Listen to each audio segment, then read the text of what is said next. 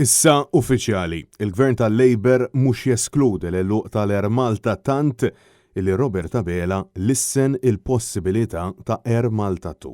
It-tnejn fil-għaxxija waqt konferenza tal-aħbarijiet wara l-preżentazzjoni tal-budget mistoqsi minn Net News jekk hux se jagħlaq il-linja tal-ajru nazzjonali jew le, Abela wieġeb b'dan il-mod risposta illi turi kollox minn barra iċ-ċertezza illi l-Gvern qed jiftaħar biha f'dan il-budget. Kelma marbuta mal-slogan ma' dan il-budget hija iċ-ċertezza biex inkunu ċerti. L-Air Malta se talaqa iva jew le.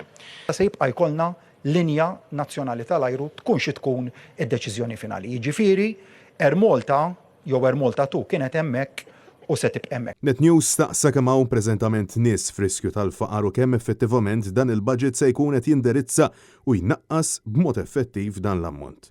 Madankollu l-Prim Ministru l-ewwel derlu li kellu jfarfara fuq il-Ministru Clyde Caruana u sussegwentament għal raġuni li hu biss jaf ma ħallihx jitkellem. Forsi tistgħu tgħidu li kemm hawn persuni f'riskju ta' faqar u x'inhuma l-estimi persentaġġ ta' kemm se jnaqqas dan l-ammont dan il-budget. Oħra li titkellem dwar persuni f'riskju ta' faqar jista' jindirizza aħjar il-Ministru tal-Finanzi. Fil-verità, Clyde aktar milli għaliex aqas huwa ġust li nipprova nixħed din id-domanda fuqek. Hemmhekk ukoll naħseb ejja nkunu il-mod kif isiru d-domandi, ejja nkunu fattwali man-nies, ejja nkunu onesti man-nies u ma nippruvawx ninżlu f'livell ta' populiżmu li nemmen għajr minn brownie points ma jigwadanja lil ħadd bis-sogru li fl-istess waqt nitilfu rispett tal-poplu tagħna. Iżda minflok wieġeb oġbu illi jirriduċi tweġiba għal risposta partiġana. U fil-waqt li diversi ġurnalisti saqsuh rigward il-fatt li dan il-budget ma lissinx kelma dwar il-proġett ta' trasport tal-massa tal-metro, Net News staqsa kif tal-ġimgħa ilu il-Ministru tat Trasport Aron Farrugia qal li dan il-proġett huwa doable, waqt li Robert Abela qed jgħid li għadhom qed jaraw hux vijabbli. Bil-Prim Ministru jgħid li għadu ma jistax jgħid hux se jsir jew le. Il-Ministru Aron Farrugia qalilna illi huwa doable. Issa, jekk għadkom qed tistudjaw il-vijabilità, kif qed tgħidu li huwa doable? Metro tkun doable jekk l-istudji li jridu jiġu finalizzati jindikaw illi hija hekk. Ir-relazzjoni xejn pjaċevoli bejn il-Prim Ministru Farrugia daret ukoll f'dak li għandu x'jaqsam ma' traffiku e kif fil-waqt li ma spjegax kif se jnaqqas it-traffiku b'mod effettiv stqarr illi mhux sodisfatt bl-immaniġjar preżenti. It-traffiku.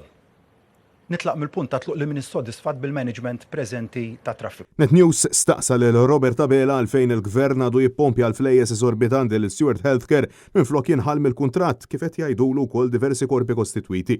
Bil-Prim Ministru jwieġeb illi hemm kawża l-qorti miftuħa mid-deputat nazzjonalista Adrian Delija li se tinqata' sal-ewwel nofs tas-sena d-dieħla. Mistoqsi dwar is-saħħa mentali u għalli ma raġuni għata l-fondi lil Fondazzjoni Richmond, Robert Abela wieġeb illi Tom Art u li ma jaqbilx mal-istess fondazzjoni li qalu li l-Gvern neħilhom il-fondi. Fil-budget issemma wkoll li l-Gvern se jinvesti fis-saħħa mentali. Allura kif tispjega l-fatt li l-Gvern għata l-fondi lil Richmond Foundation? Saqsejtni dwar il-Richmond Foundation u verament ma nistax naqbel miegħek għaliex ma' Richmond Foundation l-ewwel nett għandna relazzjoni eċċellenti. Heavily dependent ir-Richmond fuq ħlasijiet li għaddi l-Gvern. U meta mistoqsi dwar il-konsulenti tiegħu li qed jitħallsu aktar minn €900,000, Abela wieġeb illi l-poplu għandu jifhem illi madwar il-Prim Ministru teħtieġ ħidma kontinwa u jemmen illi dawn jitħallsu b'mod adegwat għal kull siegħa xogħol li jwettqu. Dan kollu minkejja li fl-istess konferenza saħaq illi l-Gvern qed juża l-galbu fin-nefqa tal-finanzi pubbliċi.